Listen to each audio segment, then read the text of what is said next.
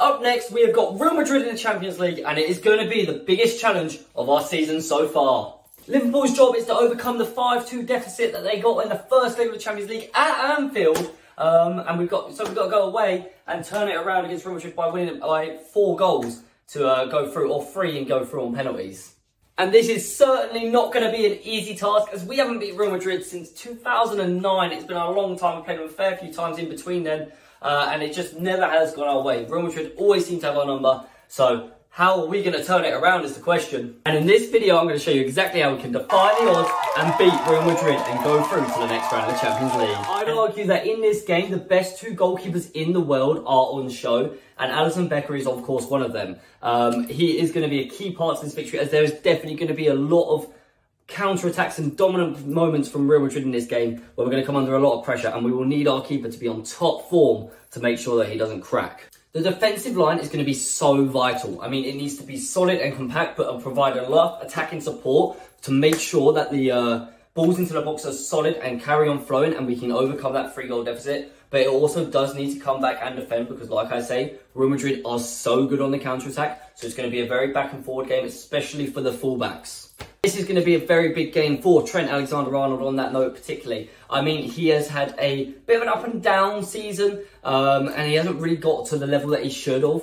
But if he can provide what he has in previous seasons, then we've got a great chance of him getting a good ball into the box and maybe getting an assist, especially with some of the aerial threats that have picked higher up in the team. The exact same thing goes for Andy Robertson. Now, he is better at getting back than Trent, so hopefully Trent can take a leaf from his book. But Andy Robertson is got to get them assists on point, got to get into the right positions, get them overlapping runs on the left wing, and really drive that ball into the box. They're going to have such a vital role in this game, and hopefully they can be one of the ways that we can unlock Real Madrid and get a couple goals. And of course, the centre-backs that we need to use for this game are Van Dijk and Konate. Now, I know Van Dijk didn't have the best game against Bournemouth previously, but everyone has an off game, and I think he won't be lazy. He'll be switched on for this game. It's a big game, and that's when Van Dijk normally comes to play. So that is something that we will hopefully see. And Konate coming back into the side has been so solid. So we just need more of that same performance. And he can cover for Trent very well. And it's just a very strong player and a strong 2 defenders to have to allow your fullbacks to push on.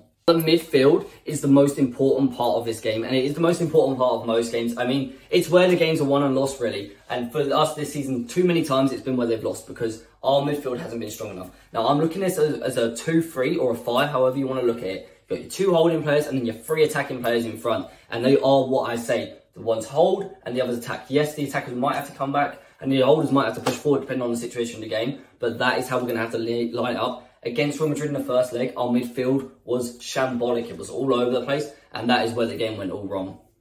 I have gone for absolute experience in these holding midfielders. I've gone for Fabinho and Henderson. I think together, they will provide the defensive support and cover for the fullbacks to go forward, and it needs to be them two. Playing the youngsters in this sort of game is going to leave us exposed. It showed in the first leg with Bajcetic, who just was out of his depth against players like Modric. You need the experience of Henderson and leadership of him as well against players like Luka Modric. And Fabinho is that kind of guy that gets away somehow with never getting a red card, but putting so many niggly tackles in when it's needed to happen. Now, on the wide, attacking mid slash winger sort of positions, if you want to look at it, however you want to look at it, I can completely understand. I've gone for Salah on the right, of course, and Darwin Núñez on the left. Now, these two are absolutely rapid. Darwin Núñez probably is faster these days, but they are so good at getting in behind and causing trouble to the back line. We saw that in the first leg, first 15 minutes against Real Madrid, and we just need that to happen for the entire game, and then just to keep on kicking and find the form that they have.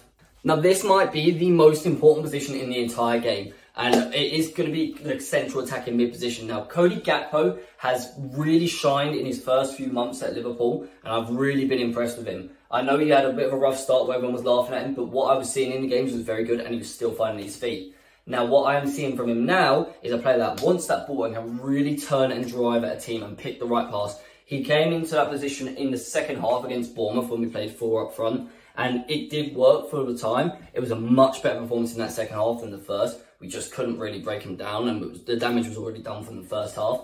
But yeah, Gakpo is going to be absolutely vital in this game, and he needs to play in that central attacking mid role. There's been so much negativity, by the way, everyone. Drop down into the comments right now and let me know if you think Liverpool can win, because I really do believe that we can. And yeah, back into the video. And the man I've put up top is Diogo Jota. Now, he is good at pressing, he is good at running, he has got a good finish. He has not scored in a very, very long time, which is my only concern, but we don't really have any other options. Luis Diaz isn't ready yet. Firmino, I would rather have Gakpo in the creative position than Firmino, and Firmino up top I wouldn't do. So, you know, that's why I've gone for Jota up front. It is the choice that we have to make almost to make this work. But if he can get a goal, they'll start flowing again, hopefully. He's also good at linking the other players in, and he is an extra thing for the centre-backs to have to think about. And he's good in the air as well, which helps the fullbacks going forward. That front four can fire on all cylinders, and the defenders can get forward, the fullbacks get forward, and they get covered properly, and we can dominate the game in the way that I know Liverpool can, then this is how we are going to be able to turn over Real Madrid and somehow manage to